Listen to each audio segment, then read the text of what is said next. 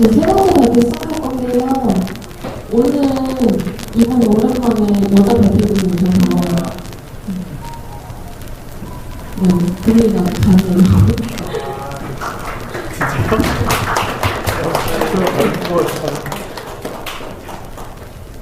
네, 개발자 시간 전망 세션을 발표를 하실 건데요. 이경선님 발표 시작하겠습니다.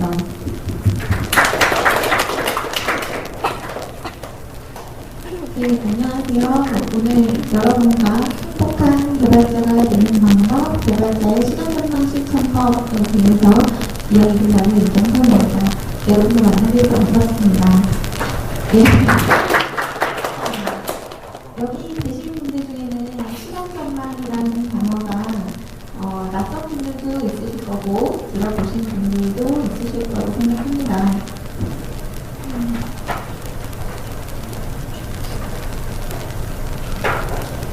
시간 전망은 제가 행복한 개발자가 되기 위한 방법을 고민하다가 만난 단어입니다.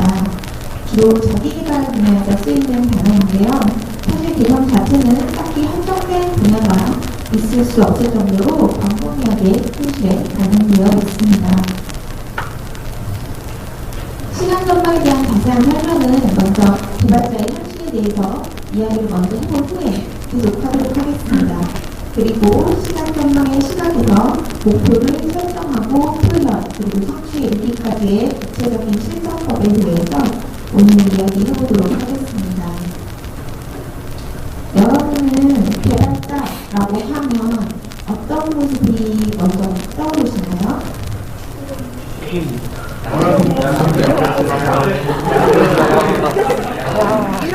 답변 폭발적이라서 굉장히 감동받았습니다. 예, 여기 운영자분께서 말씀해주신 것처럼 월화수목금금금 야근 이런 것들이 생각나죠.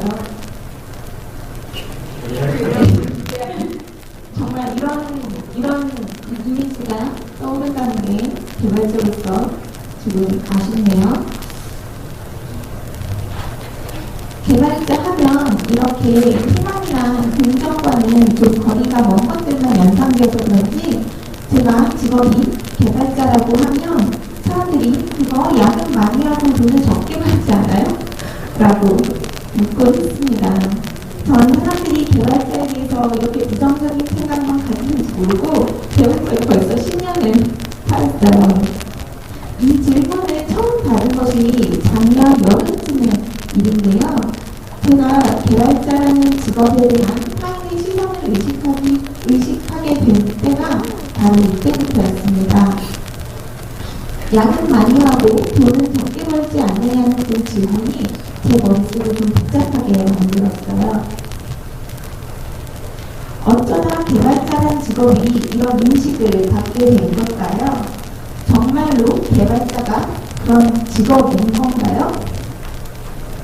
한번 살펴보자고요. 잠시 어느 한 개발자 이야기를 해볼까 합니다. 이 사람은 오직 단지 대학교 졸업장 외에 이력서에 더 적을 것이 없었다고 합니다. 그인한 토익 점수도 없었고 어학연수 경험도 없었기에 취업에는 더더욱 두를 수밖에 없었습니다. 취직하기가 쉽지 않아서 어렵게 겨우 취직에 성공했는데 매일 야근하고 주말 출근하고 살기 위해 일하는 건지 일하기 위해 사는 건지 모르겠더라고 합니다. 운동을커녕 끼니조차 버리는 일도 허락하고요. 매일 회사지 하다가 정신을 차려보니 어느덧 그렇게 5년이나 지났다고 합니다.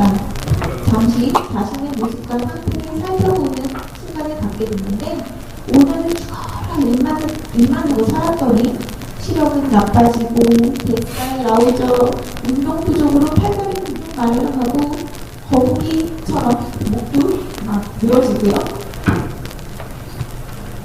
개발자 몇 년 하면 이렇게 변합니다, 여러분. 아닌 것 같아요? 거울을 보세요. 새 같지 않아요? 지금 제 앞에 수많은 외계 생명체가 출연했습니다. 그럼 이번엔 또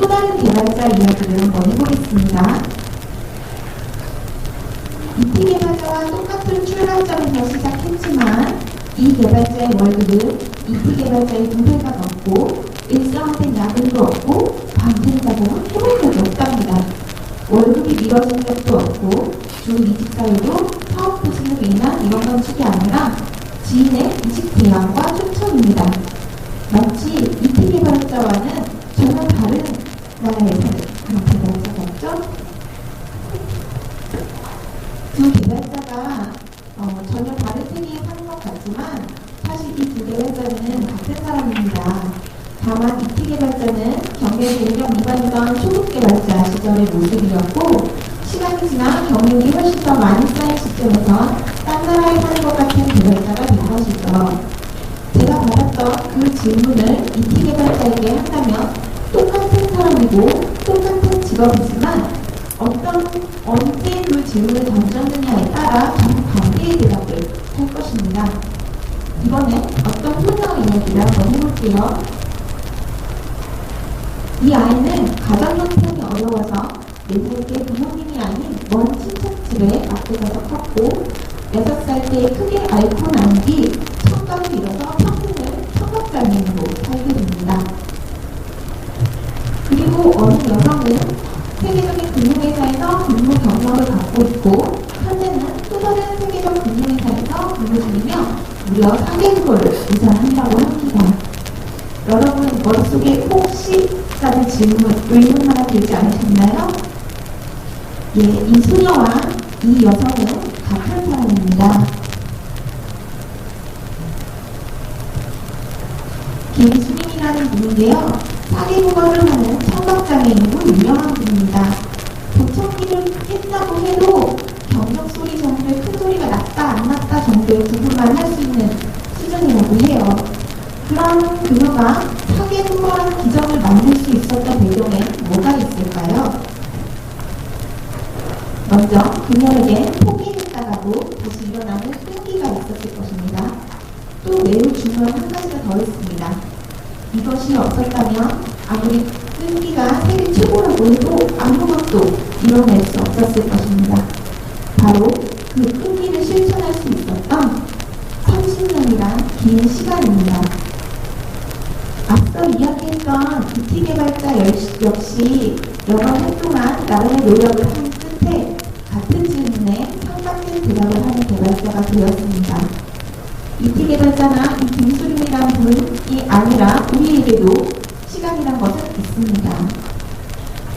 그것도 그냥 있는 것이 아니라 30년, 50년, 어쩌면 그 이상이 될 수도 있는 아주 길고 긴 시간이 있습니다. 그리고 이 시간은 다른 사람이 뺏어갈 수도 없고 오롯이 나 자신만이 가질 수 있는 순수한 나만의 것이죠. 그래서 일찍이 많은 분들이 시간의 중요성을 깨닫고 시간에 대해서 이야기를 해왔습니다. 우리도 시간의 중요성을 알고 있기에 하루 24시간을 이용해서 열심히 살고 있습니다. 그런데 알긴 아는데 그냥 시간을 쪼개서 공간이 풀어내고 열심히만 살면 된다 정도로만 알고 있어요. 이티 개발자 한번 생각해보세요. 이티 개발자가 초급 개발자 시절이었던 5년 동안 그가 열심히 안 놀아서 그렇게 이티처럼 되어버렸나요? 아니죠. 이티 개발자도 회사는 회사집 하면서 밥 먹을 시간도 없을 정도로 열심히 살았어요. 근데 그냥 열심히 사는 걸로는 뭔가 부족합니다. 잠깐 축구 얘기 해볼까요? 요즘 바르셀로나가 좀 죽을 쓰고 있긴 한데 그래도 최고의 선수를 뽑으라면 메시가 빠지지 않을 겁니다. 저는 그냥 메시라고 안 하고 리오스님 메시라고 하는데요. 그 작은 친구로도 어떻게 그런 실력을 경기하는지 굉장히 놀랐죠. 아무튼 메시가 공을 가지고 상대편 선수를 하나, 대치면서 활력 드리블을 하면서 전진한 모습을 한번 떠올려보세요. 드디어 엄청난 소리를 뚫고 슈퍼기 제일 좋은 위치에 서서 있는 힘껏 슛을 날렸습니다. 한치 오차도 없이 골대가 있는 위치를 향해서요. 그런데 이럴 수가 골을 넣을 수가 없어요. 왜냐고요? 골대가 없었거든요. 어이가 없죠. 열심히 뛰었는데 골을 넣을 수가 없어요. 그럼 도대체 왜 뛴 거예요? 도대체 뭘 위해서 왜 열심히 하는 거죠? 열심히 사는 것이 결실을 맺으려면 우선 목표가 있어야 합니다. 목표 없이 사는 것은 꼴대없는 축구 경기를 하는 것과 같고 목적지도 없이 달리는 자동차와 같습니다. 드디어 제가 시간 전망을 설명드릴 순간이 왔습니다. 시간 전망은 우리가 시간뿐만 아니라 목표를 가지고 있다는 것을 전제로 합니다. 시간 전망은 미래의 목표를 기반으로 현재를 결정짓는 행위입니다. 즉, 몇 년 후에 어떤 결과에 이르려면 지금 내가 뭘 하면 되겠구나 하고 판단하는 거죠. 시간 전망을 통해 알 수 있는 것이 세 가지 있습니다. 첫째, 지금 내가 목적지에 맞는 길을 가고 있는지. 두 번째, 목적지까지 얼마만큼의 거리가 있는지. 세 번째, 원하는 시기에 목적지에 다다르기 위해 어느 정도의 속도로 가야 하는지를 파악할 수 있습니다. 여러분, 마시멜로 이야기라는 책 읽어보셨나요? 읽어보신 분들 계시네요. 전 안 읽어봤습니다.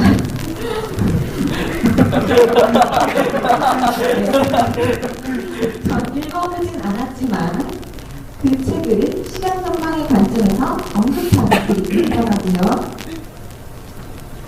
이 글에 따르면 마시멜로 이야기는 아이들의 욕망과 자존심에 관한 연구의 결과를 이야기로 풀어낸 것이라고 합니다. 실험은 이렇게 진행됩니다.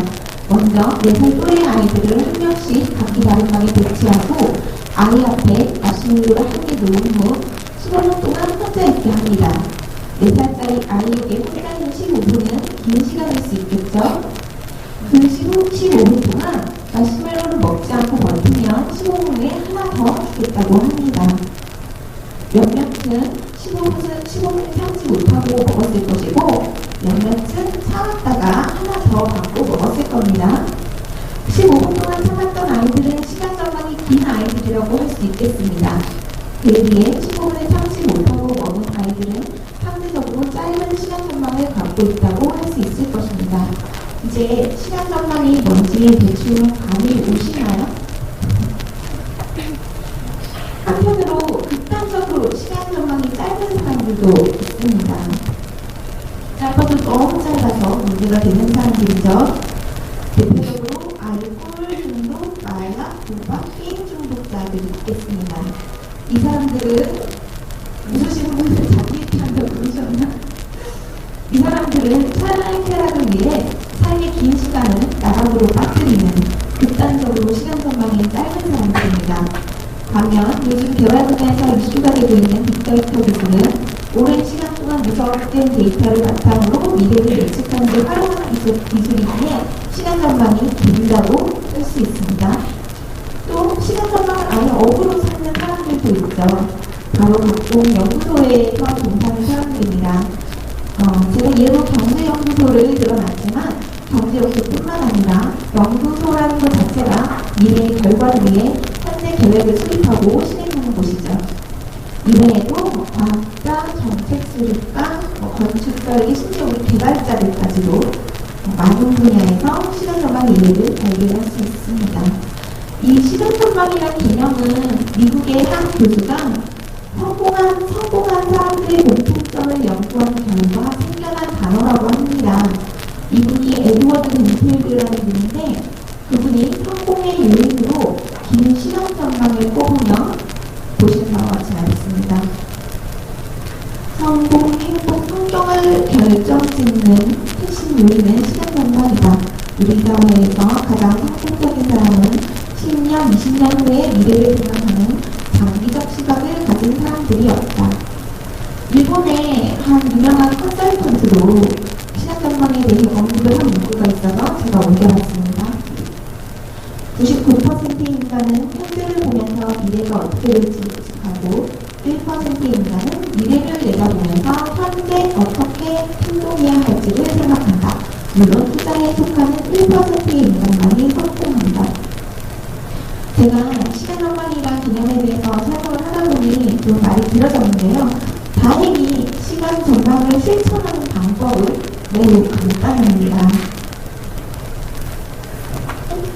시간 전망이란 개념은 뚜렷한 미래의 목표를 가지고 있다는 것을 기본으로 하기 때문에 시간 전망을 실천하기 위한 첫 단계는 당연히 목표 설정이 되어야겠습니다.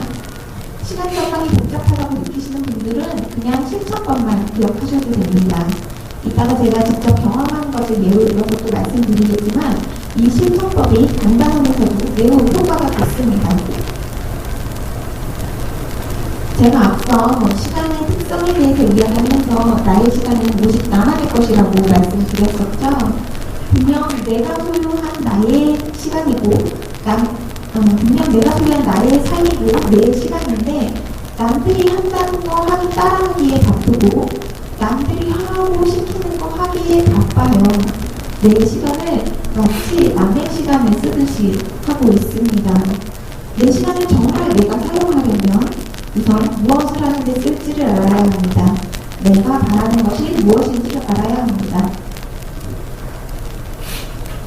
여기서 말하는 원하는 것은 인생의 목표라고 말할 수도 있겠고 꿈이라고 말할 수도 있고 소원이나 바램이라고 말할 수도 있습니다.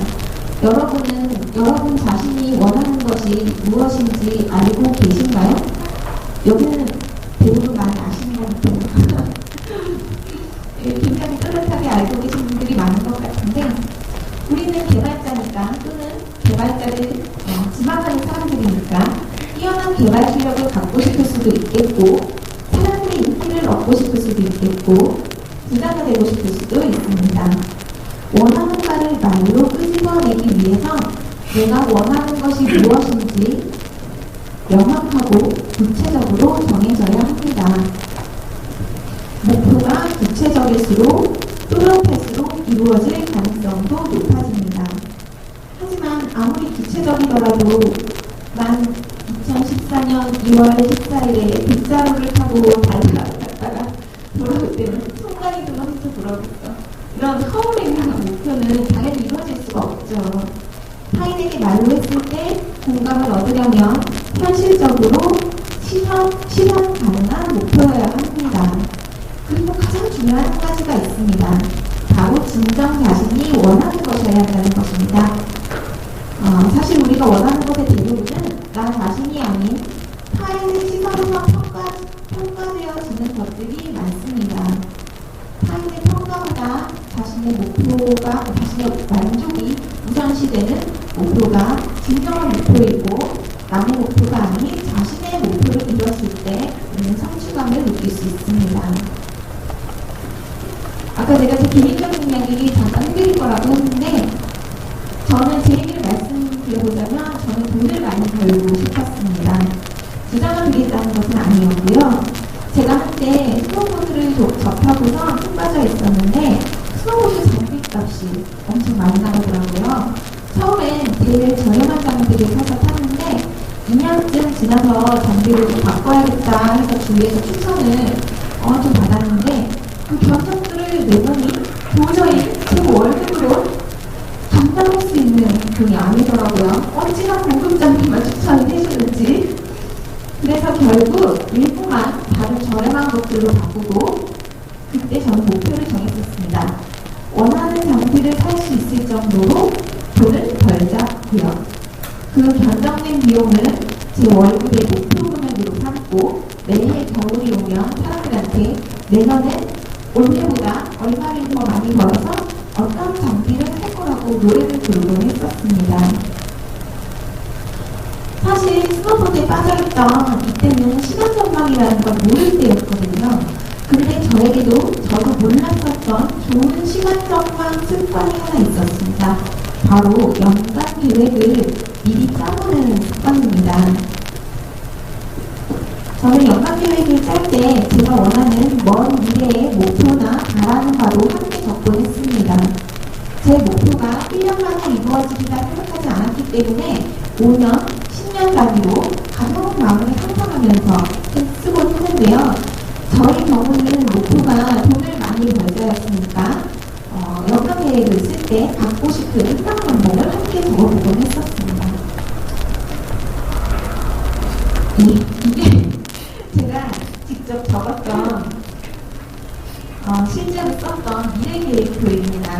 보여드리기 조금 부끄럽지만 우선 가공한 것 없이 옛날에 1, 2장에 썼던 걸 그대로 제가 복사를 해온 겁니다.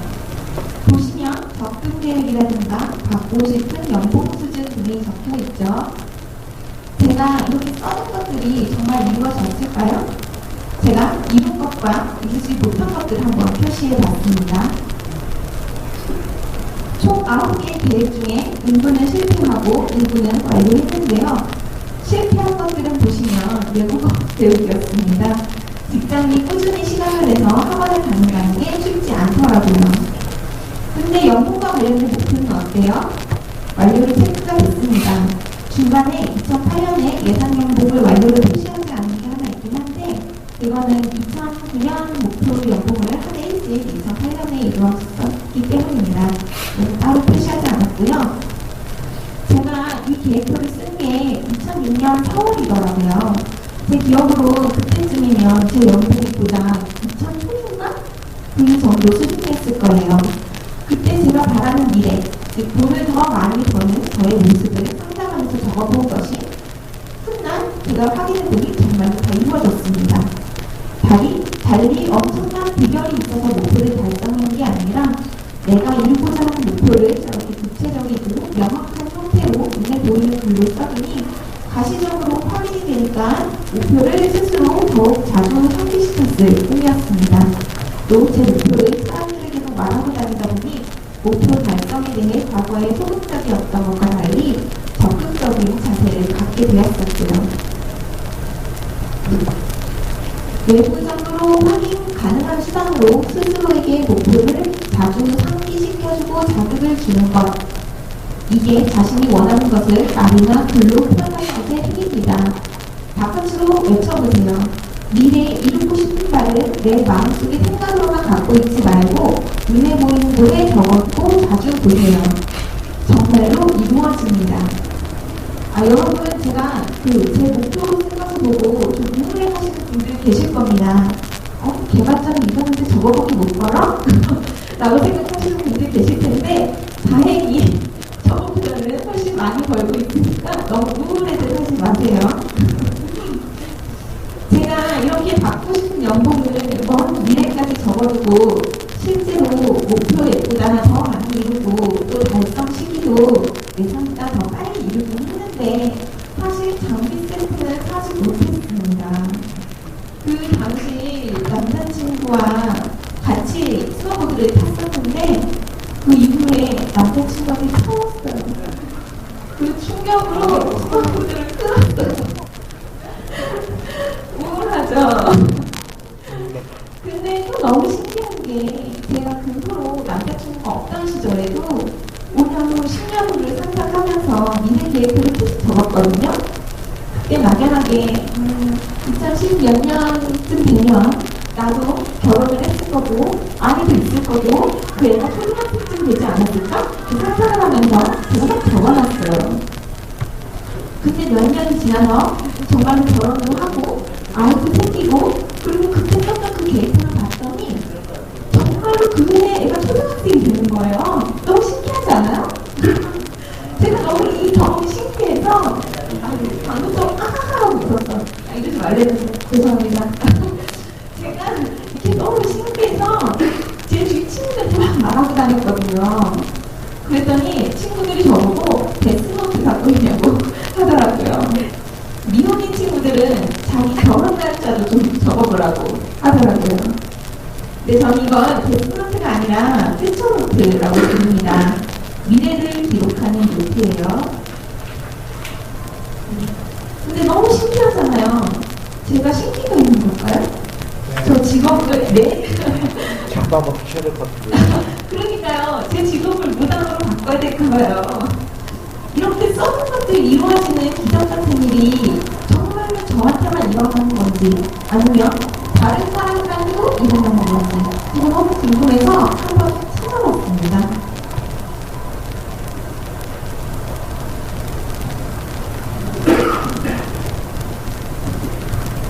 1953년 예일대학교에서 졸업생들을 대상으로 장래에 대한 구체적인 목표를 글로 써서 가지고 있습니까? 라는 질문으로 설문조사를 했습니다. 조사 결과 67%의 학생들은 구체적으로 설정한 목표가 없다고 대답했고 30%의 학생들은 목표가 있기는 하지만 그것을 글로 적어두지는 않았다고 했습니다. 오직 3%의 학생들만이 자신의 목표를 글로 써놓았다고 대답했습니다. 오직 3%만 써놓았대요. 여러분 수능 가서 전국 석차 3% 안에 드셨습니까? 드셨어요? 축하드려요. 여러분이 원하는 것을 글로 쓰기만 하면 혹시 3% 안에 못 드셨던 분들 대한민국 3% 될 수 있는 겁니다. 1% 안에 듣고 싶으면 어떻게 하면 돼요? 원하는 것을 한 100줄 적으세요. 그럼 1% 안에 들 수 있을 것 같습니다. 글로 쓴 것과 안 쓴 것의 차이가 어떤 결과를 낳았는지 궁금해지지 않으시나요? 이 설문조사를 한 후 20년 뒤에 이들을 다시 찾아봤다고 합니다. 학생 시절에 자신의 목표를 글로 썼던 3%의 재산이 나머지 97%의 학생들이 축적해놓은 재산보다 훨씬 많았다고 했습니다. 아마 그 3%도 저처럼 돈을 많이 벌게 해달라고 적어놨었나봐요. 원하는 것을 써보면 이뤄질 가능성이 더 높아지는 것이 저뿐만이 아니라고 증명이 됐습니다. 직업을 안 바꿔도 되는 건 좋은데 저만의 초능력은 아니라서 좀 아쉽긴 해요. 여러분도 여러분을 3%로 이끄는 여러분만의 퓨처노트를 가져보세요. 오늘 뭐 했는지를 쓰는 건 일기장이잖아요. 퓨처노트는 오늘 뭐 했는지가 아니라 내일 내가 뭘 하고 있으면 좋겠는지, 내년엔 내가 어떤 모습이면 좋겠는지, 더 나아가 10년 후의 모습까지도 한번 적어보시기 바랍니다. 그럼 미래의 그 모습을 갖기 위해 지금 뭘 하는 게 좋을지 쉽게 판단할 수 있습니다. 시간 전반을 실천하기 위해서 목표 설정은 정말 중요한 의미를 가집니다. 하지만 사실 많은 사람들이 본인이 원하는 것이 무엇인지 명확하게 알아내는 것에 어려움을 겪곤 합니다. 그런 분들을 위해서 제가 팁을 적었습니다. 아이고, 이거는 제가 팁을 적긴 했는데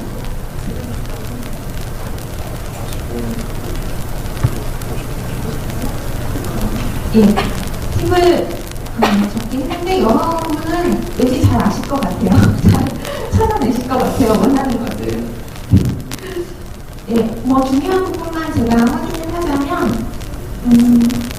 여러분이 원하는 것을 찾을 수 있는 신호를 내가 그게 뭔지 잘 모르겠다 이렇게 생각해서 내 안에 내가 나에게 신호를 보냅니다. 어떤 사람을 보고 저 사람 참 부럽다 라고 느끼는 순간이 있을 것이고, 또 어떤 일을 했을 때 자신의 생각보다 훨씬 더 즐겁고 성취감을 느끼는 그런 부분들이 있을 거예요. 그런 부분들을 쫓아가시다 보면 자신이 원하는 것이 무엇인지 좀 더 구체적으로 다가갈 수 있고요. 또 이런 신호는 한 가지가 아니라 여러 가지가 될 수도 있습니다.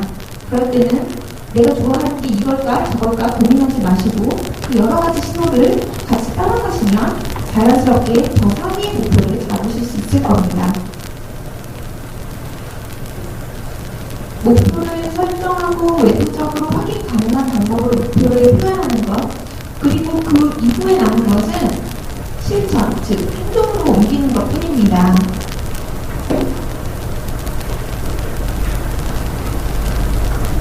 즉 구체적으로 그려진 그 목표를 향해 자그마한 한 발 한 발을 꾸준히 옮기는 것이죠. 시간 건강 개념에 대해 설명하며 언급한 한 일본의 경영 컨설턴트라는 분이 또 명언 하나 남겼더라고요.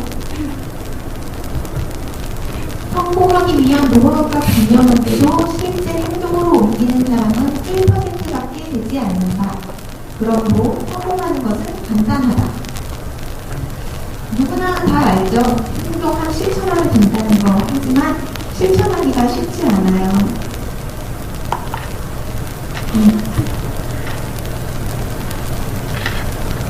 시간 관리를 위해서 조금 넘기겠습니다.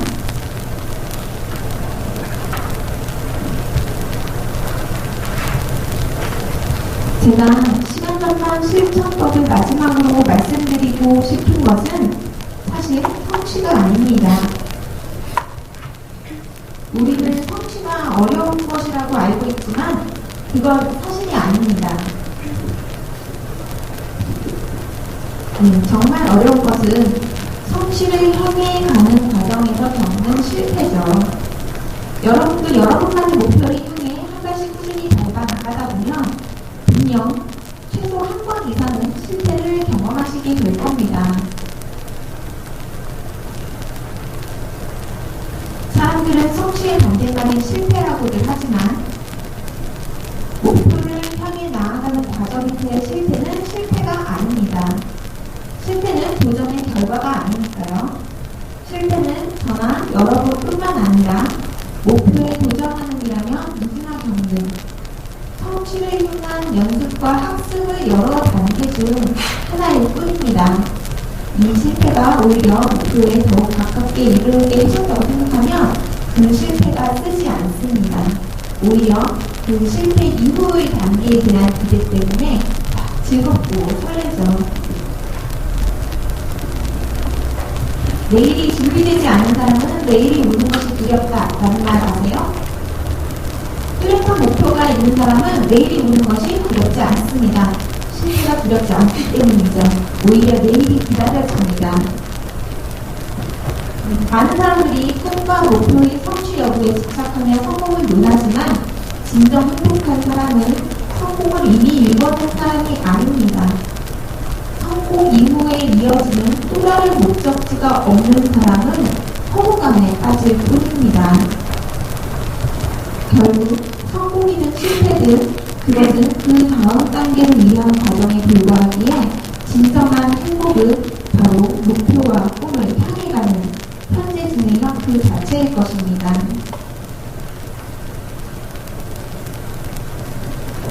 이렇게 실패와 성취를 겪어가는 과정에서 목표나 꿈이 더욱 견고해지기도 하고 목표가 늘어날 수도 있고 다른 꿈이나 목표와 통합될 수도 있을 것입니다.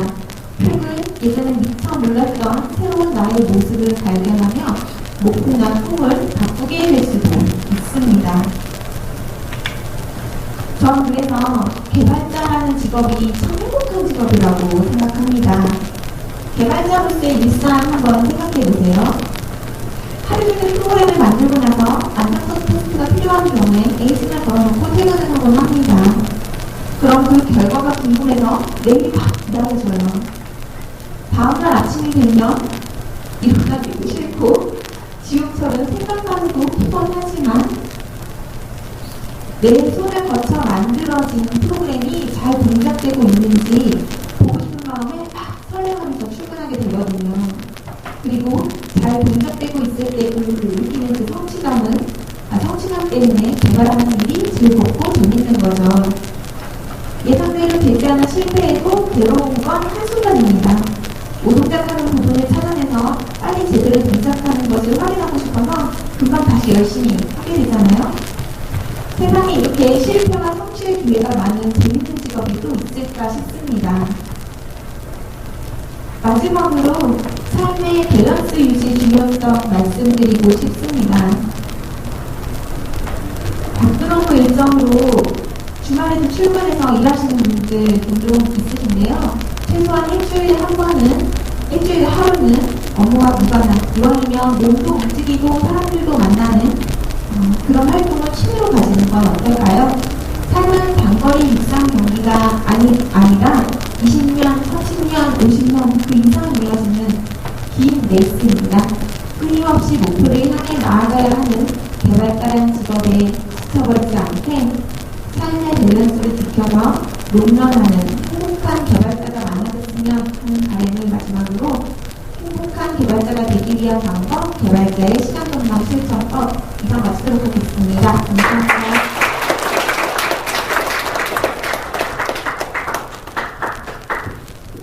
질문은요 따로 안 받겠습니다. 감사합니다.